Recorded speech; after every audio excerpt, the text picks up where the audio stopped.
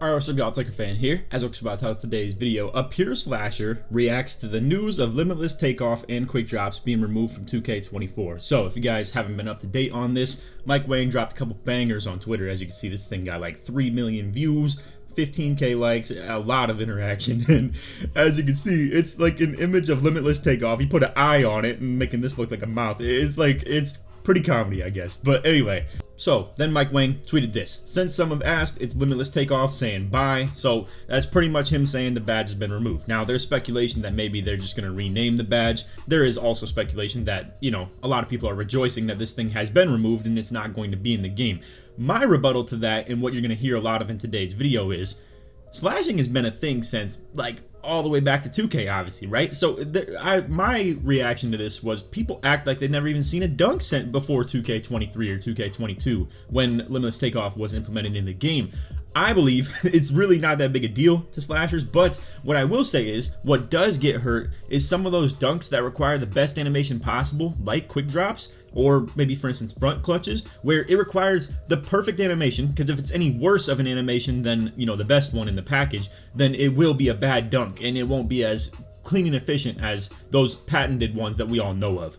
Now, to be fair, if you want to read through the lines on it, you can actually even see my passive aggressiveness where I like this tweet but didn't like this tweet. So to be fair, you can see which one I really benefit off of personally a whole lot more, because this one I obviously will be affected by and my playstyle will be. But again, I want to remind everybody that, you know, things like 2K21, 20, some of the best finishing games in all of 2K didn't have Limitless Takeoff. Like 21 had the most OD contact dunks. That thing didn't even have a dunk meter. Can you imagine 21 next gen with a dunk meter? Can you imagine 2K20 with a dunk meter? I would argue 19 and 18 were the worst like slashing games possible. I actually know that for a fact because that's the one I feel. I like couldn't get as many ridiculous contact dunks in 18, 19. 17 was really good still with the contacts, and again, all the way into 20, 21, 22, 23, they've all been good. So anything besides 18 and 19, I feel, has had ridiculous contact dunks, and that's just how it is. And it'll vary in terms of its strength. Like 21 next gen was obviously the most ridiculous by far, and then anything past that, it all kind of depends on the dunk meter. And then 2K20 had like more variety to it. You could do a lot of hops, spins. We had that crazy glitchy spin dunk in 20 and 21 next gen too. I'm sure you guys remember that one. Even 21 current gen had that. But anyway, right here you can see still hard at work on 24, but we'll talk soon. One small tidbit for now: RIP quick drops. So this is the other thing too that I was going to say. Obviously this depends, because there could be a lot of different dunk animations. If you're just removing this one, I know there's quite a few that are still pretty decent and quick, efficient ones. So like for instance, we got the Westbrook dunk. That one's pretty quick and efficient, but that one varies a lot based on if chase down blocks are going to be good. So if chase down blocks are good, that means that Westbrook dunk that sticks it way behind its back, and like, you know, it's behind his head pretty much when he dunks. And it's really good at finishing through traffic. It works kind of the same way as quick drops, but it requires Limitless Takeoff to be pretty good, in my opinion. Same way that, you know, quick drops at least require silver to get the good animations. And not to mention, there are some troll packages in it where if you didn't have Limitless Takeoff, it's going to give you some of those garbage close range dunks that I even took the package off because of me being a pick and roller. I was getting a lot of dunks that trolled. Like there was this 2-foot, 1-arm tomahawk dunk in it that was really, really bad, and I hated it, and it happened a lot in my pick and rolls, so I took it off for that reason. But my point being, there are going to be a lot of different dunk packages that can still be quick and efficient, and that's the name of the game though. That's what people have been doing for years. I know everybody, like, you know, laughs at them as the sweats, right? They're like, bro, put on some dunks that'd be fun to use. But to be fair, there's always going to be, you know, the efficiency users. There's going to be people that want to use the best thing possible for them. I would even argue I did the same thing this year. I'm very okay with quick drops not being in my repertoire. I did have it though for the entire year. But I would say straight arm tomahawks would be my favorite dunk of the year. It was so timeable with the dunk meter. It was the best timing cue, and I just love the takeoff range on it too. So we'll see how that's all affected, to be honest. But yeah, I mean, as you guys know, this is always huge news when Mike Wang is tweeting, because I mean, the last freaking time this man tweeted was October 19th, 2022, almost like 10 months ago. Or even, yeah, pretty much 10 months ago, bro. So now I just want to go ahead and show you guys some mixtapes of recent years, or even like back to 17 if we wanted to, just to kind of show what I've been up to for like in the past. Because I know, low-key, I'll put it like this: I only had 24,000 subs in 17. So it's not like a ton of people were really in the loop with what I was doing back then. So I kind of want to bring it to light a little bit more in the recent hours, so to say. But Anyway, we're starting with literally this is week 1 of the game. So I will let you guys know early on what the power of slashers feels like, because in the early portions of this game, I could feel that it was going to be pretty good. Like using the dunk meter as a novice to this stuff too. Like I said, these are anywhere from 1 day into the game to like 9 days into the game, and I could feel the power of the dunk meter right here in all of these like early runs. And I mean, shoot, look at this. Like I just feel like it was very easy to go into some of these and force them. I will agree, and I really rebuttal that by asking, well, why didn't you guys do it more then? I'm not saying you specifically who's watching the video, but I'm saying the people who sit here and complain about the dunking and the dunk meter and etc, etc.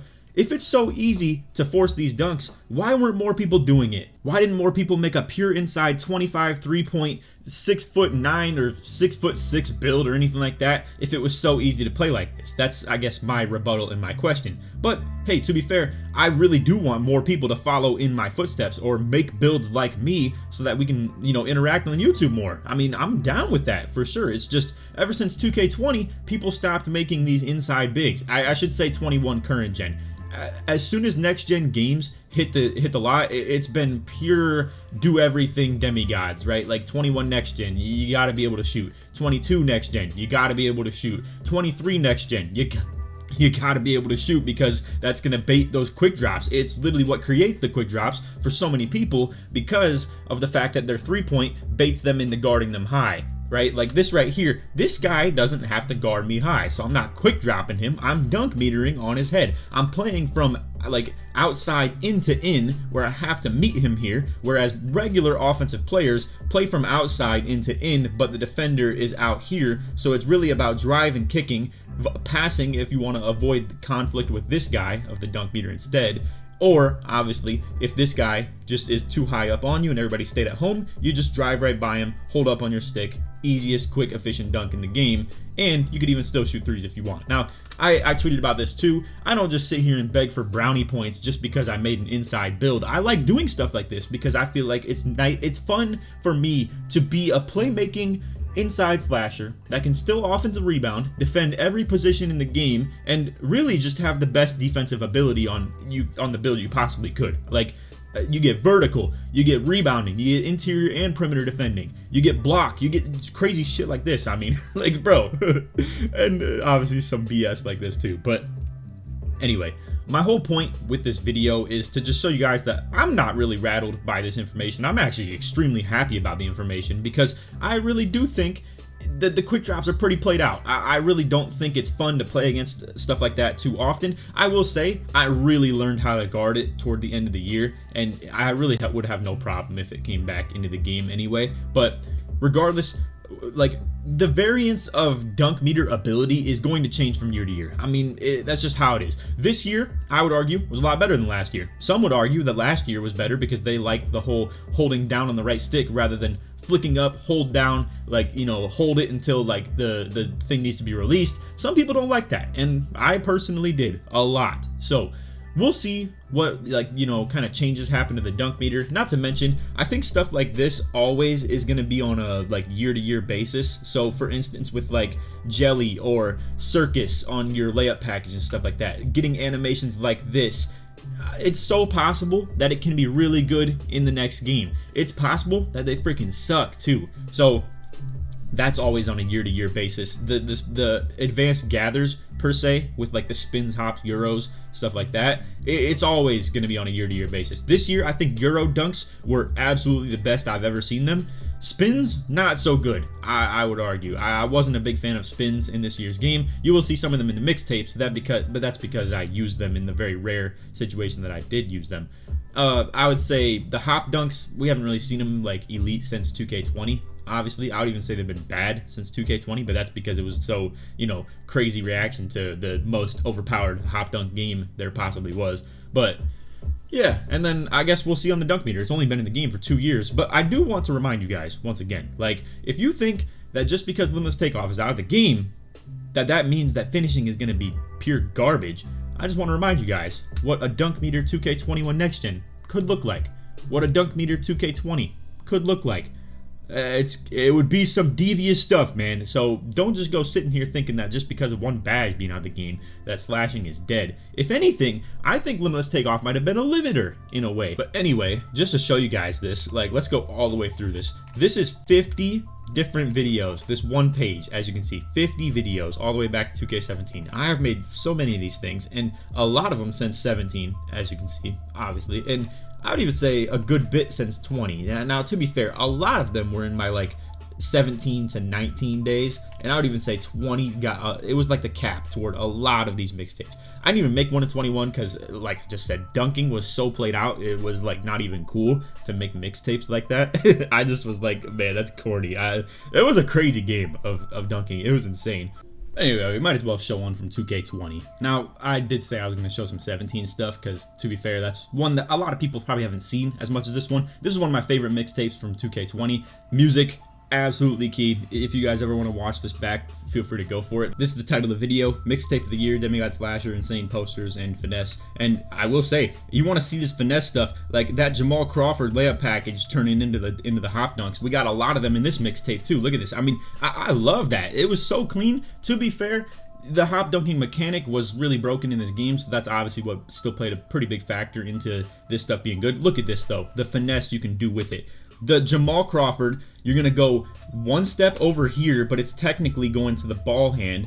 Like the hop goes to this side, but the hop dunk in its whole scheme is to move over here. Now again, look at this. We got one step, two step between two defenders, hop right into the area that's perfect to be in, and then you get the dunk. Like stuff like that, I absolutely love when it's in the game, because then there's more finesse and there's more fun to it than just to dunk meter everybody's brains out. But that's what this year was. It was a power dunking year. It wasn't much finesse. It was just power dunk, power dunk, power dunk. And maybe the Euros were pretty good too. Also, this glitchy BS was in the game too. And hey, I'm always going to be testing from the very beginning of me hopping on the game if you can do this in the game. I'm going to be real with you guys. That's always my first prerogative because it's the easiest thing to do for me. You literally just run to the side and spin your right stick back to the right here, and you can do this glitchy, crazy stuff. Now, here's my argument, right? I've seen people talking about, oh, I've never seen you dunk from crazy range like that before this year. Limitless Takeoff has been broken. Bro, well, you look at my player right now. Like, I'm 48 inches off the ground right now, and I literally just cocked it back from Uganda right here. Just literally like a tiny little foot inside from the three-point line is where you start this dunk chain from, and then yeah, just boom on his head. And what do you know, for like 20-something points too in the game. And I'm telling you, like, you've seen some crazy dunks in these 2K20 clips or 2K17 clips and stuff like that, bro. But people just don't want to agree with it. They think their life's going to be saved because they can make another 50 interior D build at 6'6" and just be saved and guard everything on the interior, stop every slasher from coming into the hoop, and never have to deal with the dunk meter at all. Again, I want to say one more thing to kind of rattle some people that maybe aren't ready to hear this. If this game right here had a dunk meter, it would have been hell for a lot of people. If 2K19 and 18 even had a dunk meter, it would have been saved as a finishing year. And I would even argue it wasn't even that bad. That's what I'm trying to get at too. Like, my nightmare finishing like of a game has never been seen. It's not even possible. Like, I've never seen a 2K so bad with the finishing that I'm rattled and I'm just like, oh man, I'm gonna make a pure outside build. Because that's the thing, y'all. It doesn't work like that. Not everybody in the game's gonna have a freaking pure sharp. So the thing that I will add to chain into that real quick to my debate right here is I'm biased in the sense of, or at least blessed in the sense of, I should say, that I have multiple different play styles I can play. Like, you're seeing all these clips right now of me doing like ISO pure slashing stuff, but I want to remind you guys, I have 65 ball handle on this build right here, and this is mainly what I'm doing in like the most part when it comes to comp stuff. I'm doing a lot of this, playing stage, playing the three, playing super like athletic, aggressive back end, and that was what I made my bread off of entirely. That's what like my whole living was based off of in this 2K20 era. So I'm perfectly okay with, like, if finishing is that bad, I turn into a pick and roller at that point. Now my outside guard becomes meta. If finishing is really, really bad, that means ISO is really hard to play at the basic level like this, stuff like that, right? And then that means that inside pick and rollers just eat, or outside pick and poppers still eat. But even at that matter, that means my defensive versatility is key, because then you get involved in the pick and roll plays more. Long story short, I'm never patched. So anybody that wants to sit here and believe it, you can cry, I guess. Stuff like this. I mean, bro, like this was the patented play me and Kitchen would be doing, bro. Like we'd have the little pick and roll coming across right here, and it's like, oh, they switched it once. Okay, well, guess what? Big man wants to guard me, little guy wants to guard you again. So take advantage of that, make them think we're gonna pick and roll it. I slip it instead. I would like to think I kind of birthed slipping in the 2K community. I know it's a thing in basketball, obviously, but you didn't really see it very much until like these 2K20 days, where I started really implementing them into videos and stuff. So anyway, my whole point here is no matter what, there will be a play style for an inside big, whether it's to just occasionally take the ball and do some things with it, or to literally do what I've done for the last 2 years and just dunk meter people's brains out and still chip in as a pick and roller sometimes, or an offensive rebounder sometimes, or maybe you still want to shoot sometimes too, so that can be factored in as well. So anyway, whether you use the dunk meter out the corner in comp pro-am like my boy IQ did for us this year, or Tonic did, or I did, like if you use it in the sense of being an inside, like undersized big that it's got a handle to him, or you use it as a small guard like I even did toward the end of the year. We'll actually go ahead and show that real quick too. You're gonna be plenty all right, I promise you, man. Like this stuff doesn't just get patched that bad from year to year, and even if it did, like you're still gonna see things like this where, I mean, you can sit here and critique my play style and act like I'm never gonna be capable of doing anything adapting or anything like that, but I mean, hey, let's just see this. We got a nice little hop jumper into the Westbrook, into the Kyrie escape, into the moving to the left, speed boost, fade to the left, making this defender just stumble every which way you could possibly think. I mean, he's reacting this way, now he's reacting backwards, now he's reacting to this, he's too late, now we're fading. Like, adaptation is a thing, man. Like right here, doing a little hop back, doing a snatch back, get the 3 off right here. If he plays too high, I just kill him with the dunk meter. Right here, he's afraid of the finishing. I know you're probably thinking to yourself right now, you're like, oh, Laker, this guy's got Tonic sitting down low and you got a center down here ready to just swat you down low. Why is he reacting to your drive so hard? Because this guy's been banged on 17 times right now. And not to mention, if he steps too hard this way, I just throw a standing lob to Tonic. This 4-on-1 in style was not used all year by anybody, bro. Everybody sits here and cries about people like this that are sitting down low. I asked Tonic to do it. I said, please go sit in the paint. Because you know what I like? The spacing right here. No one can blitz me. No one can bump me. What is he going to do? He's going to fly all the way up from the top and then play a 2-on-1 right here. At that point, I'll tell Tonic to come to the top, because he does even still have shooting in his build technically, but you could tell Tonic to come to the top. We even called this a certain play when I started to get into this play style a little bit. We called it uppercut. It would be Tonic come up with a cut coming in behind him, and if the 2-on-1 side was gonna like play where this guy's gonna pinch mad hard. By the way, this is for like comp pro-am I'm talking about. We didn't do this too much in rec, because in the rec I'm just, you know, trying to freestyle. I'm not I promise you guys I'm not sweating that hard. But anyway, if this guy came over to pinch really hard and this guy like stepped up into this 2-on-1 spot, and then boom, this guy was even still guarding Tonic and maybe even still shading over to the corner a little bit, we're gonna uppercut, and it's gonna be Tonic come up to the top, cut from that back inside, and now because this guy's fronting and this guy was on Tonic, someone's gonna be open between Tonic and this cut right here. So long story short, there's a lot of things you can do with this stuff, but the reason I want Tonic down low is the fact that I can't be blitzed. I can't be like double teamed anywhere with this. So now I got all the room in the world to do stuff like this. I can do the hop jumpers. I can do that little kill I had on the left right there. I can work from the 3-point line, and if they guard me too tight, I'm killing them on the drive. I really am hurt that I didn't try this play style more in this year, and I do want to get into this a little bit earlier than I did this year. I think I'm still going to go into the year making a pure inside just to prove a point, but this was a very easy play style for me to do. I'm going to be real with you guys. It took some time for me to, like, let's say practice the moves and stuff like that, get my shot timings down, but when I had this mastered and I had done it for like a couple weeks, bro, I felt like so unstoppable. Like this was just impossible to guard, and I am ashamed that I didn't take this to comp pro-am more in this year's game. It's just we got into it really late. It was like July by the time I started playing like this.